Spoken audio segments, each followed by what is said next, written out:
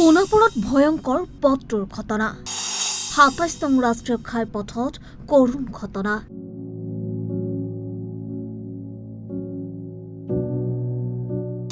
তীব্ৰবেগী বাহনে কাঢ়িলে দুটাকৈ প্ৰাণ বলেৰৰ খুন্দাত নিহত মাতৃকন্যা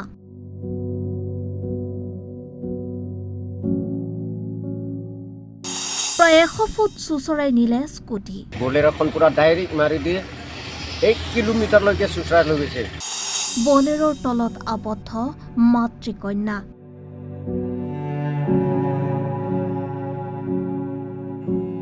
ডিমৰীয়াৰ লালমাটিৰ ২৭ নং ৰাষ্ট্ৰীয় ঘাইপথত সংঘটিত হল এক ভয়ংকৰ মৰ্মান্তিক পথ দুৰ্ঘটনা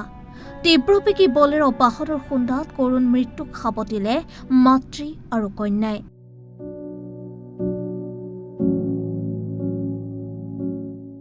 মহানগৰীৰ পৰা উজনি অভিমুখে গৈ থকা AS09J4494 নম্বৰৰ বলেৰো বাহনে একে দিশে গৈ থকা AS01GU 8951 নম্বৰৰ স্কুটিখনত প্ৰচণ্ড খুন্দা মাৰে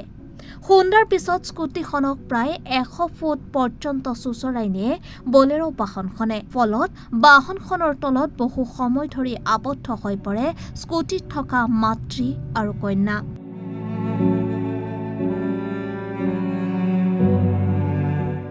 ঘটনাস্থলীত উপস্থিত হয় ক্ষেত্ৰী যান-বাহন আৰক্ষী সংকটজনক অৱস্থাত দুয়োকে উদ্ধাৰ কৰি চিকিৎসালয়লৈ প্ৰেৰণ কৰা হয় যদিও চিকিৎসকে দুয়োকে মৃত বুলি ঘোষণা কৰে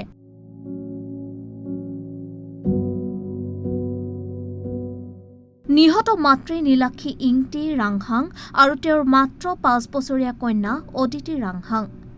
দুয়োগৰাকীৰে ঘৰ সোণাপুৰৰ চামতাত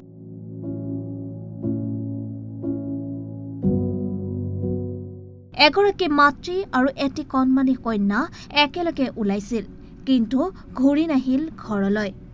এটা ভয়ংকৰ দুৰ্ঘটনাই নিমিষতে শেষ কৰি দিলে মাতৃকন্যাৰ জীৱন মানে ইহঁতে তাৰমানে মায়েক জীয়েকে তাৰমানে এইটো ডিভাৰটো পাৰ হ'লে পাৰো হোৱা নাই তাৰমানে টাৰ্ণিংটো লোৱাই নাই তাৰপিছত বলেৰো এখন আহি পেলাই বলেৰোখন পুৰা ডাইৰেক্ট মাৰি দিয়ে 1 কিলোমিটাৰলৈকে চুচৰাই লৈ গৈছে মায়েকক আৰু পোৱালি কমচে কম 50 কিলোমিটাৰমান তাৰমানে পোৱালিটো ফুৰি আছে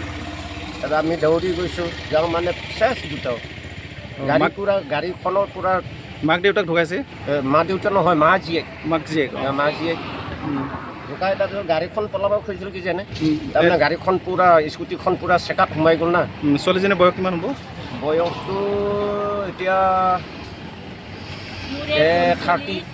30-35 মান হ'ব নেকি ছোৱালীজনীৰ বয়সটো অঁ 30-35 মান হ'ব লাগে